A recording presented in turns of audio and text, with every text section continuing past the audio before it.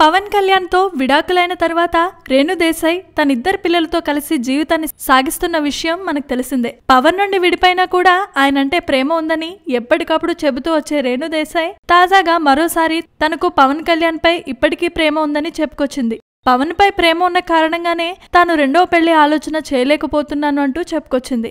రెండో పెళ్లి విషయంలో పలువురి అభిప్రాయాలు తీసుకున్నానని కూడా చెప్పుకొచ్చింది. రెండో పెళ్లిలో ప్రేమ ఉంటుంది అని తాను భావించటం లేదు, కానీ తాను రెండో పెళ్లి చేసుకుంటే అతడు తనకు తోడు అవ్వగలడు, కానీ తన ప్రేమను ఆ వ్యక్తికి పంచలేనేమో అనిపిస్తోంది. తన పిల్లలకు కూడా తండ్రి అవ్వలేడు, సవతి తండ్రిలాగే ఉంటాడు.